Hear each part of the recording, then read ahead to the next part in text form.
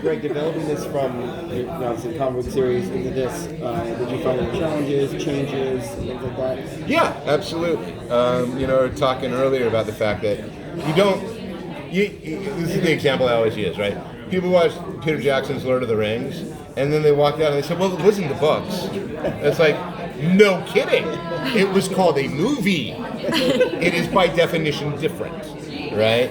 You can't take the comics and make them into TV. You can't do that. What you can do is you can take the comics and you can figure out what works in the series, and then you have to go, how does that work in a visually driven serial medium, all right? So you can take Sue Lin pretty much whole cloth, right, because she's there. Tukey doesn't exist in the comics because he's not needed in the comics. You absolutely need him in the series.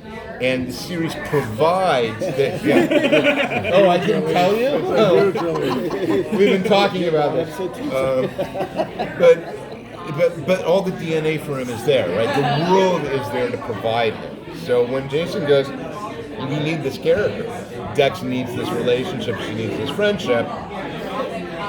He can put that on the page, and it isn't in any way a violation of the source material, but rather it's an appropriate extrapolation, if that makes sense. Sure. And that's why you gender swapped a couple of cases as well. Well, there are actually other reasons there. Hoffman is a character. Hoffman appears originally in my novel A Fistful of Rain, and they don't have the rights to A Fistful of Rain. Oh, so you don't take Tracy Hoffman, who's out queer detective in the Portland Police Bureau, but we have a Tracy Hoffman in the comics. Well, guess what? We have to go, all right, how do we file the serial numbers off that enough? And the way we do that is we go, well, we'll flip the gender, and we'll change the name, and you know what? We really need more people of color anyway. And it would be honestly awesome bonus sexual tension. Let's go with that. So, what do you all think makes this show so unique to the current media landscape? For myself, what makes it unique is that it's very multicultural. It represents the world we live in. We have in the main cast a Latino, an indigenous woman, and a mentally disabled character, as well as everyone else. And I don't know of any other show that represents the world in that kind of microcosm. And so I'm very proud of how they've decided to go with this show. And I think people will automatically connect to it because the relationships are solid. And if you look at this cast, everybody's a winner. I mean, they've all been on hit shows and movies. Everybody. So it's going to be good. So speaking of the diversity, I know some readers have read Dex to be Native American herself.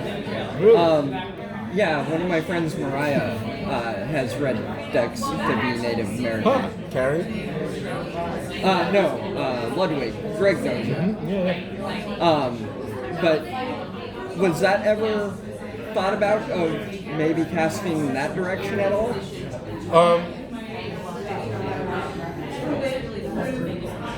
I don't know all the details that went into casting. I know that Dex has always been written to be actually of Greek extraction, right? That's Perios. That's where the name comes from. Okay. And that, like, the family history, if you're up on the series, you know Ansel, you meet Fuji, right? Who is, oh my God, a nightmare. And you have to wonder at the parents who produced these children. And that has always been a story I want to tell eventually, because her parents mean well and are, oh my God, awful. So I think, at the top when they were looking to cast the part, they were looking for the best person they could get who could lead the show. And who wouldn't quote unquote violate the principles of the things. I.e., her name's Dexedrine Callisto Perios. Now I don't know if the series is ever going to say her name is Dexedrine Callisto Perios, or if she's only going to be Dex Perios, right? But that DNA is still there. So, Greg, was there a resistance or kind of like a temptation because it's a network to say let's not do a case per episode. Let's lengthen it out. Maybe a case is drawn out 3-4 episodes? It's a serial show, right? So I think that trying to strike the balance between what's case of the week and then being able to move away from that and let the show find its footing, that's an ongoing thing. If we're blessed enough to get into a second season, I suspect you're going to see a second season that is going to be a continued evolution of what you see in the first. Okay. Knock. You too. I see you not knocking. I knocked. Can you guys tell us about your characters in relationship to Dex? I was thinking of answering that question over there. Answer that one over there then. Yeah, that one over there. People say, don't talk politics, that's too much politics, but I am politics. I come from an absolute world that has been determined by politics. Look how we're referred to in the Constitution. And look at the Constitution of both Canada and the U.S. They were inspired by the Iroquois society. That's where the Constitution was supposed to come from, but the idea that women choose the leaders and the society is created and developed around the children. That part wasn't taken, obviously, and we can see that clearly today.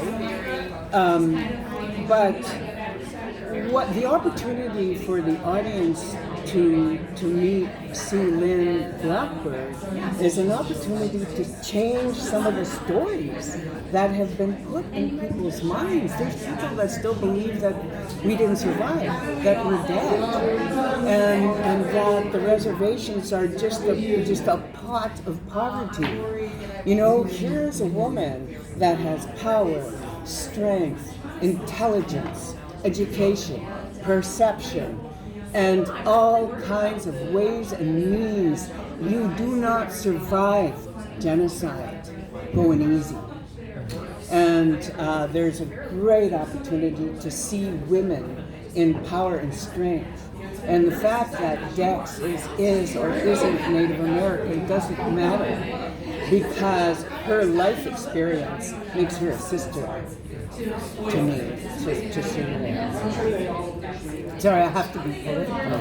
That was a fantastic answer. Thank you so much. Don't ever apologize for that. And I have to follow that? I like Cheerios. I really like Cheerios.